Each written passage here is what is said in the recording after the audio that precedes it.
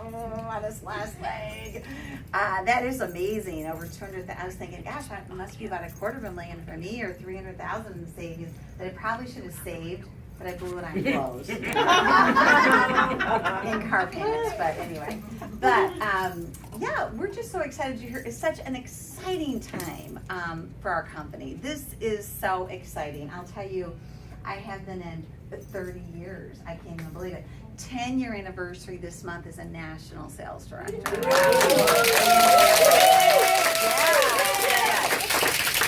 Yes. And of course, I'm here for multiple reasons. Of course, this really is almost like home for me.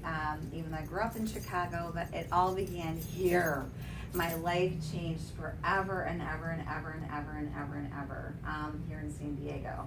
And I'll tell you that story in a minute. But it's so wonderful to come back. The greatest thing in Mary Kay is there's no territories, and that you can move and shift and relocate and come back, and it doesn't matter, because the customers you build and the team members you build and the directors you build stay with you forever and ever and ever and ever and ever. And I love that. And so it's so wonderful to be able to come back to a city that I love, and I still have the most amazing people. Of course, Debbie, this is it. She's going to be going to who in the what I call the other world. It doesn't have to be corporate America, it'd be any job, but the others, they're like, wait a minute, you're going to take care of all my people, you're going to train them, you're going to love on them, and you're not going to get paid on them. Yeah, and in Mary Kay, that's how it works. It's called the Go Give Spirit, and it's been working for 53 years, meaning that they graciously take care of all my people, even though they don't get paid. Financially, they're not paid, they're paid in other ways, but that's just how it works. You can go anywhere in the world, and you're always safe, because you just find Mary Kay, and you know, you'll be in a good place.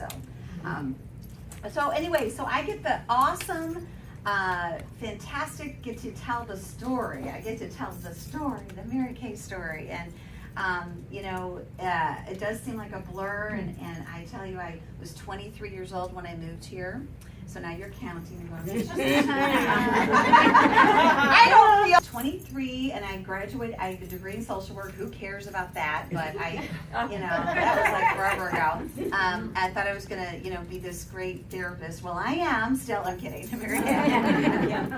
But no, it was such a negative field. So I don't know if any of you have ever thought in one thing and then your life goes like this. So I'm kind of grateful for that, because this was supposed to be the real thing was supposed to happen. But then I got into the fitness industry for a short-lived personal trainer, and my husband at the time was a tennis pro, great man, and we had a wonderful child together, but Illinois was not.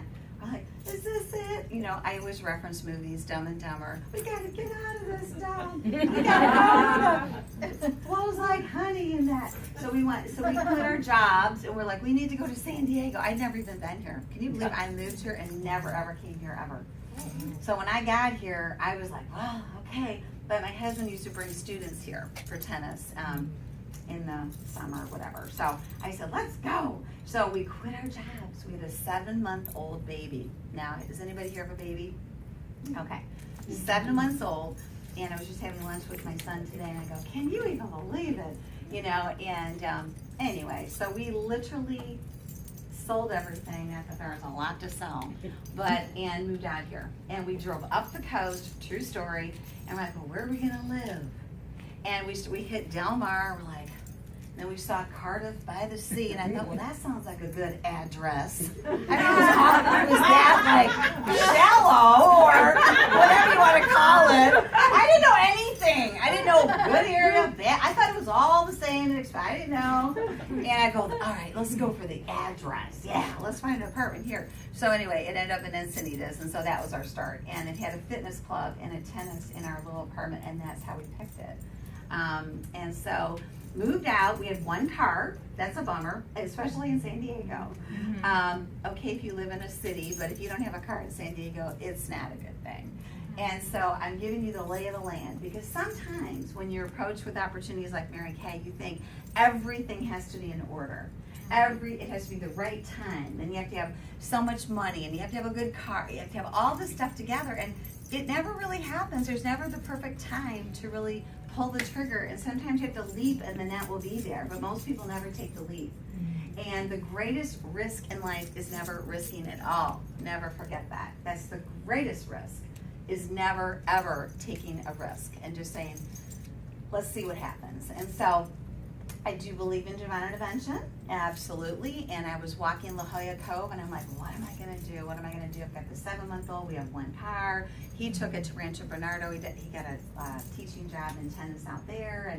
And I thought, what am I gonna do? You know, I'm just like, send me a sign. I really had to go into prayer, and I'm walking the cove, a good place to do it. La Jolla Cove, right? And I'm like, oh, you know, and the next day the phone rang. Totally true story. And I'm like, hello. And there's no caller ID back then. Let's get real. There's no, like, look at your cell phone. Yeah, no. There was no texting, voxing, emailing. You know, it was just like you picked up the phone. That was it. And so I said, hello, and there was this excited person, and she's like, oh, I'm Mary Kay.